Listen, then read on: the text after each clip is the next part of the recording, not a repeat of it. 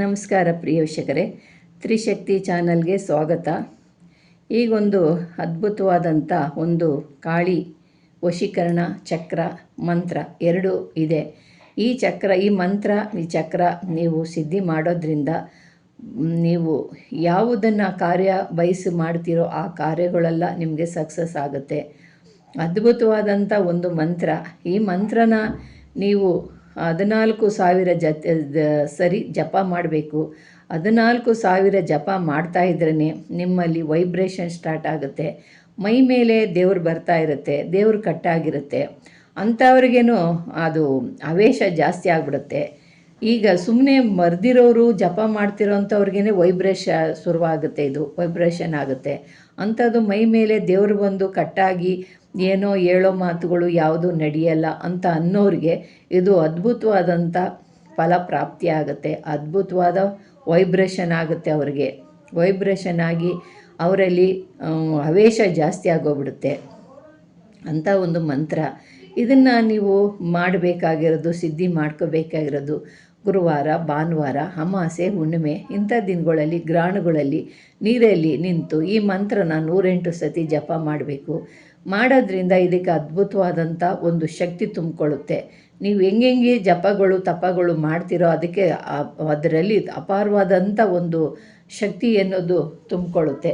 ಅದರಿಂದ ನಾವು ಯಾವ್ಯಾವ ರೀತಿ ಮಾಡ್ಕೊಳ್ತೀವೋ ಆ ರೀತಿಯಾಗಿ ನಮ್ಮ ಮಂತ್ರಶಕ್ತಿನ ಹೆಚ್ಚಿಸ್ಕೋಬೋದು. ಅದರಿಂದ ನಿಮಗೆ ತಿಳಿಸ್ತಾ ಇದ್ದೀನಿ. ಈಗ ಈ ಮಂತ್ರನ ನೀವು ಬರಿಬೇಕಾಗಿರೋದು ಒಂದು ಪಂಚಲೋಹದ ತಗಡಿನಲ್ಲಿ ಯಂತ್ರ ಬರ್ಕೋಬೇಕು. ಅದನ್ನು ಶುದ್ಧಿ ಮಾಡ್ಕೋಬೇಕು. ಶುದ್ಧಿ ಮಾಡಿ ನಾಲಿನಲ್ಲಿ ಅರಿಶಿನ ನೀರಲ್ಲಿ ತೊಳೆದು ಅದನ್ನು ಯಂತ್ರನ ಬಟ್ಟೆಯಲ್ಲಿ, ಕಾಟನ್ ಬಟ್ಟೆಯಲ್ಲಿ ಒರೆಸ್ಬಿಟ್ಟು ಅದಕ್ಕೆ ಸ್ವಲ್ಪ ನೀವು ಪುನುಗುನೋ ಇಲ್ಲಾಂದರೆ ಜವಾದು ಹಾಕಿ ಸ್ವಲ್ಪ ಲೇಪನೆ ಮಾಡಿಬಿಟ್ಟು ಆಮೇಲೆ ಯಂತ್ರನ ಪ್ರಾರಂಭ ಮಾಡಬೇಕು. ಪ್ರಾರಂಭ ಮಾಡಿ ಆದ ನಂತರ ಅದಕ್ಕೆ ಪ್ರಾಣ ಪ್ರತಿಷ್ಠೆ ಮಂತ್ರ ಹೇಳಬೇಕು. ಹೇಳಾದ ನಂತರ ಇದನ್ನು ಮಂತ್ರ ಸಿದ್ಧಿ ಮಾಡ್ಕೋಬೇಕು. ಯಂತ್ರನ ಒಂದು ತಟ್ಟೆ ಒಳಗೆ ಒಂದು ಅಕ್ಕಿನ ಒಂದು ತಟ್ಟೆ ಒಳಗೆ ತುಂಬಿ ಅಕ್ಕಿ ಮೇಲೆ ಈ ಚಕ್ರನ ಇಡಬೇಕು. ಚಕ್ರನ ಇಟ್ಟು ಧೂಪ ದೀಪ ನೈವೇದ್ಯಗಳನ್ನೆಲ್ಲ ಇಟ್ಟು ನೀವು ದೇವ್ರನ್ನ ಯಾವ ರೀತಿಯಾಗಿ ಪೂಜಿಸ್ತೀರೋ, ಯಾವ ರೀತಿಯಾಗಿ ಭಕ್ತಿಯಿಂದ ಮಾಡ್ತೀರೋ ಆ ರೀತಿಯಾಗಿ ಈ ಯಂತ್ರನ ನೀವು ಮಾಡಬೇಕು. ಮಾಡುವಾಗ ನೀವು ಇದನ್ನು ಮಾಡಿ ಇದನ್ನೆಲ್ಲ ಪೂಜೆ ಮಾಡಿ ಮಂತ್ರನ ಪ್ರಾರಂಭ ಮಾಡಬೇಕು. ಮಂತ್ರನ ಪ್ರಾರಂಭ ಮಾಡುವಾಗ ಮುಂದೆ ಕೂತ್ಕೊಳ್ಳುವಾಗ ನೀವು ಒಂದು ಕೆಂಪು ವಸ್ತ್ರನ ಧರಿಸ್ಕೊಂಡು ಮಡಿಯಲ್ಲಿ ಕೂತ್ಕೋಬೇಕು. ಈ ಮಂತ್ರ ಜಪ ಮಾಡುವಾಗ ನೀವು ಬ್ರಹ್ಮಚಾರ್ಯನ ಪಾಲಿಸಬೇಕು.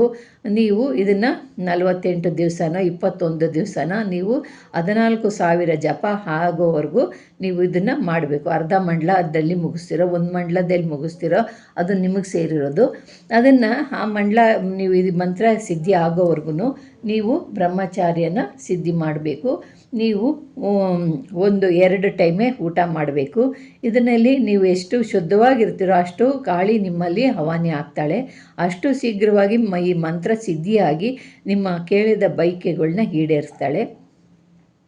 ಆಮೇಲೆ ಈ ಮಂತ್ರನ ನೀವು ಸಿದ್ಧಿ ಮಾಡುವಾಗ ಕೂತ್ಕೊಂಡು ನೈವೇದ್ಯ ಸ್ವಲ್ಪ ಕಡಲೆಪುರಿ ಎಲ್ಲ ಇಟ್ಕೊಂಡು ಒಂದು ಗ್ಲಾಸಲ್ಲಿ ನೀರಿಟ್ಕೊಂಡು ಒಂದು ದೀಪ ಹಚ್ಕೊಂಡು ನೀವು ಆ ದೀಪದ ಎದುರಿನಲ್ಲಿ ಮಂತ್ರನ ಒಂದು ಸುಗಂಧವಾಗಿರೋವಂಥ ಒಂದು ಊದ್ಬತ್ತಿ ಹಚ್ಕೊಂಡು ನೀವು ಮಂತ್ರನ ಸಿದ್ಧಿ ಮಾಡಬೇಕು. ಮಂತ್ರನ ಸಿದ್ಧಿ ಮಾಡಿದಾಗ ಈ ಯಂತ್ರದ ಎದುರಿನಲ್ಲಿ ಈ ಮಂತ್ರನ ಹೇಳ್ಕೊಂಡು ಕೂತ್ಕೋಬೇಕು. ಹೇಳ್ಕೊಂಡು ಕೂತ್ಕೊಂಡಾದ ನಂತರ ಈ ಮಂತ್ರ ನಿಮ್ಗೆ ಎಷ್ಟಾಗುತ್ತೆ, ಒಂದು ದಿವಸಕ್ಕೆ 1000 ಮಾಡ್ತೀರೋ, 100 ಮಾಡ್ತೀರಾ, ಎಷ್ಟು ಮಾಡ್ತೀರೋ ನಿಮಗೆ ಸೇರಿರೋದು.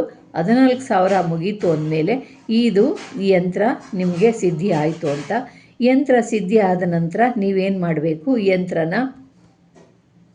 ಈ ಯಂತ್ರನ ನೀವು ತಾಮ್ರದ ರೇಖಿನಲ್ಲಿ ಬರೆದಿರ್ತೀರಲ್ಲ ಅದನ್ನು ನೀವು ತೆಗೆದು ಒಂದು ಫ್ರೇಮ್ ಹಾಕ್ಸಿ ಇಟ್ಕೊಳ್ಬೇಕು. ಇದನ್ನು ನೀವು ಫ್ರೇಮ್ ಹಾಕ್ಸಿ ಇಟ್ಕೊಂಡು ದಿನನಿತ್ಯ ಇದೇ ಕಾಳಿ ಮಂತ್ರ ದಿನಕ್ಕೆ 108 ಸತಿ ಹೇಳ್ತಾ ಇದ್ದರೆ ನಿಮಗೆ ಅದ್ಭುತವಾದಂಥ ನಿಮ್ಮ ಮೈ ಮೇಲೆ ದೇವ್ರು ಬರ್ತಾ ಇರುತ್ತೆ.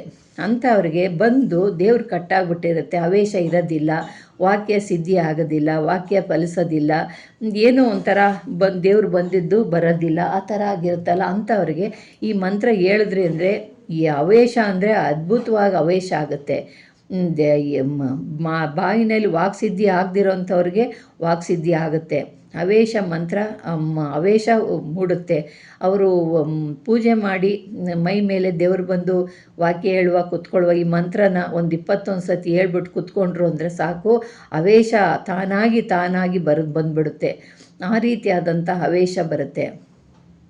ಆಮೇಲೆ ಈ ಮಂತ್ರದ ಇದೇ ಚಕ್ರನ ನೀವು ಬರೆದುಬಿಟ್ಟು ನೀವು ಒಂದು ಪೂಜೆಗೊಂದು ಇಡ್ಬೋದು, ನೀವು ಅದನ್ನು ಸಿದ್ಧಿ ಮಾಡ್ಕೋಬೋದು.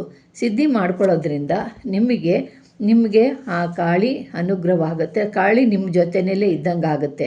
ಒಂದು ಪೂಜೆನಲ್ಲಿ ಇಡಬೇಕು, ಒಂದು ಚಕ್ರ ಮಾಡಿ ನೀವು ಧರಿಸ್ಕೊಳ್ಳೋದ್ರಿಂದ ಕಾಳಿ ನಿಮ್ಮಲ್ಲೇ ಜೊತೆಯಲ್ಲಿ ಇದ್ದಾಳೆ ಅನ್ನೋ ಥರ ಆಗುತ್ತೆ. ದಿನನಿತ್ಯ ಮಾತ್ರ 108 ನೀವು ಹೇಳ್ತಾ ಇದ್ರಿ ಅಂದರೆ ನಿಮ್ಮಲ್ಲಿ ಆ ಶಕ್ತಿ, ಕಾಳಿ ಶಕ್ತಿ ಯಾವ ರೀತಿ ಇರುತ್ತೋ ಆ ಶಕ್ತಿವಂತರು ನೀವು ಆಗೋಗ್ತೀರ.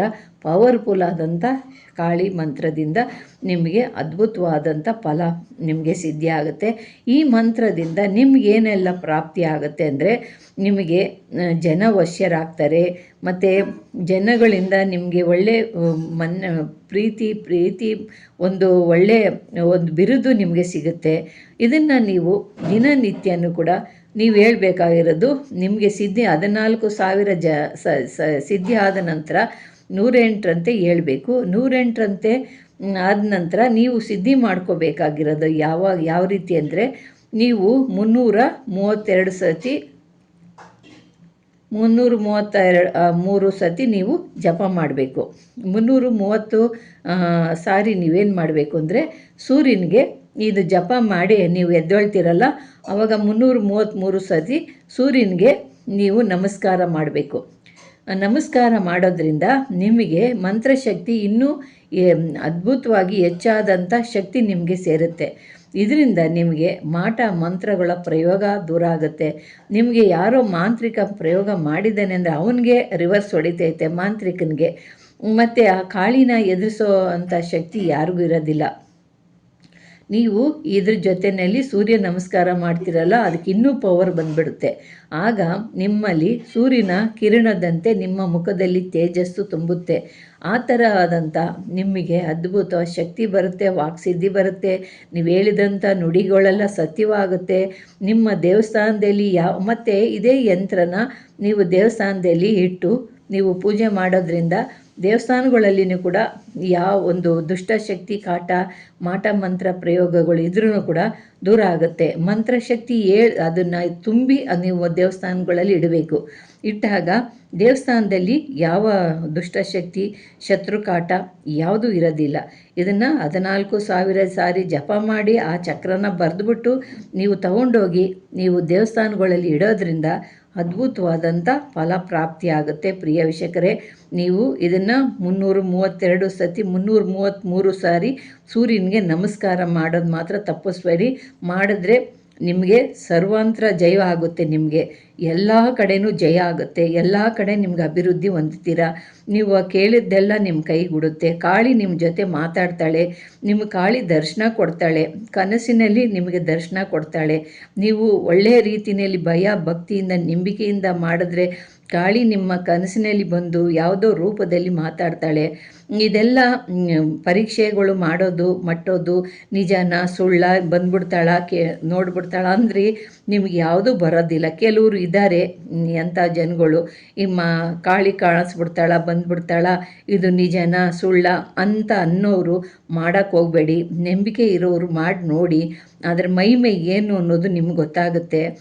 ನಂಬಿಕೆ ಮಾಡಿದ್ರೆ ನಿಮಗೂ ಒಳ್ಳೆಯದಾಗುತ್ತೆ. ಅಪನಂಬಿಕೆಯಿಂದ ಮಾಡಿದ್ರೆ ನಿಮ್ಗೆ ಯಾವ ಶಕ್ತಿನೂ ಬರೋಲ್ಲ, ಯಾವ ದೈವವೂ ನಿಮ್ಗೆ ಕಾಣೋದಿಲ್ಲ. ನಂಬಿಕೆಯಿಂದ ಕಲ್ಲನ್ನು ಪೂಜೆ ಮಾಡಿದ್ರು ಕೂಡ ಅಲ್ಲಿ ದೈವ ಅನುಗ್ರಹ ಆಗುತ್ತೆ. ನಂಬಿಕೆ ಇಲ್ಲದೆ ಮಾಡಿದ್ರೆ ನಿಮಗೇನೂ ಸಿಕ್ಕಲ್ಲ. ಪ್ರಿಯ ವೀಕ್ಷಕರೇ, ಅಂಥ ಒಂದು ಅದ್ಭುತವಾದಂಥ ಇದು ಒಂದು ಮಂತ್ರ. ಈ ಮಂತ್ರನ 14,000 ಜಪ ಮಾಡಿ ನೀವು ಕೆಂಪು ವಸ್ತ್ರ ಧರಿಸ್ಕೊಂಡು ಜಪ ಮಾಡಿ ಶುದ್ಧವಾಗಿ ಪಾಲನೆ ಮಾಡಿ ನೀವು ಬ್ರಹ್ಮಚಾರಿವಾಗಿ ಮಂತ್ರನ ಹೇಳಬೇಕು. ಉತ್ತರದ ಕಡೆ ಮುಖ ಮಾಡ್ಕೊಂಡು ಕೂತ್ಕೋಬೇಕು. ಇದಕ್ಕೆ ಆಸನ ಬಂದು ಯಾವುದಾದ್ರೂ ಒಂದು ಮಣೆ ಅಂದರೆ ಹಲಸಿನ ಮಣೆ ಇರ್ಬೋದು, ಇಲ್ಲ ಅಂದರೆ ಒಂದು ಜಮಖಾನ ಅಂದರೆ ಒಂದು ಇದು ಇದರಲ್ಲಿ ಮಾಡಿರ್ತಾರಲ್ಲ ಕುರಿಗಳು ಅದರ ಆ ಜಮಖಾನ ಮೇಲೆ ಕೂತ್ಕೊಂಡು ನೀವು ಜಪ ಮಾಡ್ಬೋದು. ಬರೀ ನೆಲದಲ್ಲಿ ಕೂತ್ಕೊಂಡು ಜಪ ಮಾಡಬಾರ್ದು. ನೀವು ನೆಲದಲ್ಲಿ ಕೂತ್ಕೊಂಡು ನೀವು ಮಾಡಿರೋಂಥ ಮಂತ್ರಶಕ್ತಿ ಎಲ್ಲ ಭೂದೇವಿಗೆ ಹೋಗ್ಬಿಡುತ್ತೆ. ಅದರಿಂದ ಯಾವಾಗೂ ಒಂದು ಆಸನದ ಮೇಲೆ ಕೂತ್ಕೊಂಡು ಜಪ ಮಾಡಿ. ಇದನ್ನೆಲ್ಲ ಮಾಡೋದ್ರಿಂದ ನಿಮ್ಮ ಕೋರಿಕೆಗಳೆಲ್ಲ ಸಂಪೂರ್ಣವಾಗಿ ನೆರವೇರಿ ನೀವು 4-6 ಜನಗಳಿಗೆ ನೀವು ಒಂದು ದಾರಿ ತೋರಿಸುವಂಥ ಶಕ್ತಿಯನ್ನು ಕೊಡ್ತಾಳೆ ಮಹಾಕಾಳಿ. ಇಂಥ ಅದ್ಭುತವಾದಂಥ ಮಂತ್ರ ಕಲ್ತ್ರೆ ನಿಮ್ಮ ಜನ್ಮ ಪಾವನವಾಗುತ್ತೆ ಪ್ರಿಯ ವೀಕ್ಷಕರೇ. ಇಂದು ಬಹಳ ಅದ್ಭುತವಾದಂಥ ಕಾಳಿ ಮಂತ್ರ, ಕಾಳಿ ಚಕ್ರ. ಇದರಿಂದ ಎಲ್ಲರಿಗೂ ಅನುಕೂಲ ಆಗುತ್ತೆ. ಇದು ನಿಮಗೆ ಮಾಡ್ಕೊಳ್ಳಿ. ನಿಮ್ಗೆ ಇಷ್ಟವಾದರೆ ಲೈಕ್ ಮಾಡಿ, ಶೇರ್ ಮಾಡಿ, ಸಬ್ಸ್ಕ್ರೈಬ್ ಮಾಡಿ. ನಮಸ್ಕಾರ.